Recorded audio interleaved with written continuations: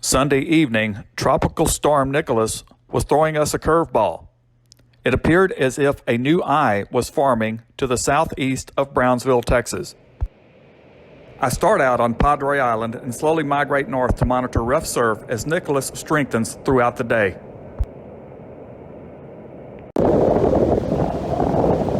Well, there's much more wind out here today than there was yesterday.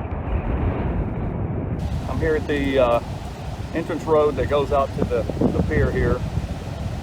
And yesterday I drove 100 yards out there. Today you can't do that. And this water's just going to keep coming up here.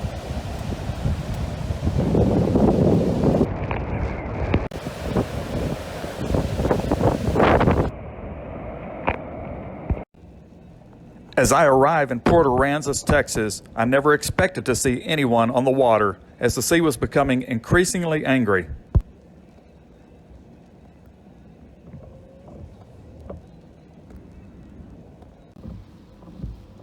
I then take the ferry to Aransas Pass and then head to Rockport for lunch before proceeding northeast along the coast. As I arrived in Palacios, I elected to head to Surfside Beach instead of Matagorda for safety reasons. While en route to this destination, conditions were deteriorating as Nicholas continued to strengthen to my south.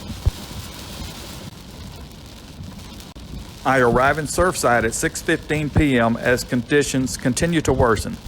Most residents had already moved their vehicles, RVs, and such to higher ground in anticipation of minor storm surge.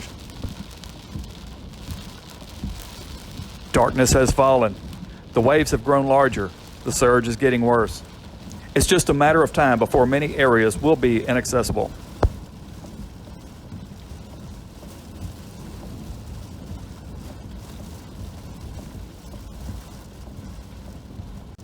When the waves begin crashing over the rocks along Beach Drive, you know that it's just a matter of time.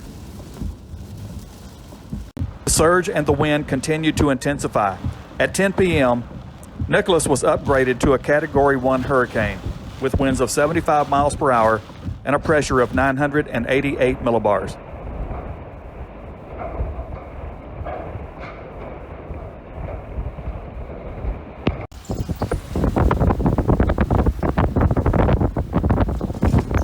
So now they're just trying to screw the door so it won't come completely off. Rain and wind increases as the eye wall of Hurricane Nicholas begins to impact the area.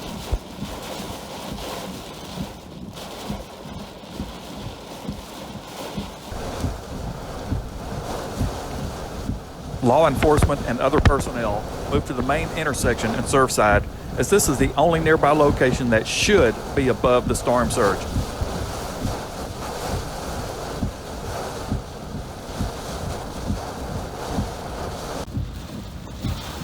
The eye wall of Hurricane Nicholas has arrived, getting maximum gusts of just over 80 miles per hour at this point.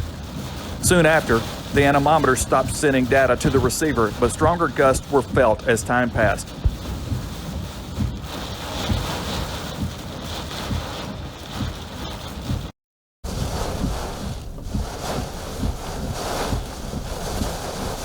Now I'm getting rocked with gusts estimated over 90 miles per hour. Although the camera is on a tripod, you can still see the movement in the vehicle.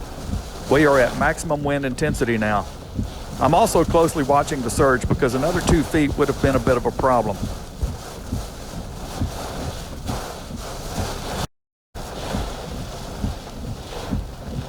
Suddenly, the wind and rain begins to decrease. The eye wall has passed. As the rain ends, the wind continues to gust in the 40s, but it is now safe to get out of the vehicle and assess surge and damage to the areas that can be reached.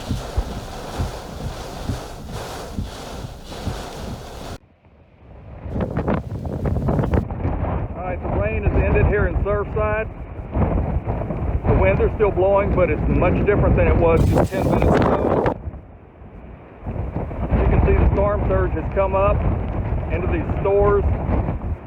All the homes back down this way, of course, most of those are all elevated. The whole place is dark, so we won't be able to really assess things until in the morning, and also wait to see, which roads you can get down as well. All right, marked earlier. That was the flagpole I was worried about.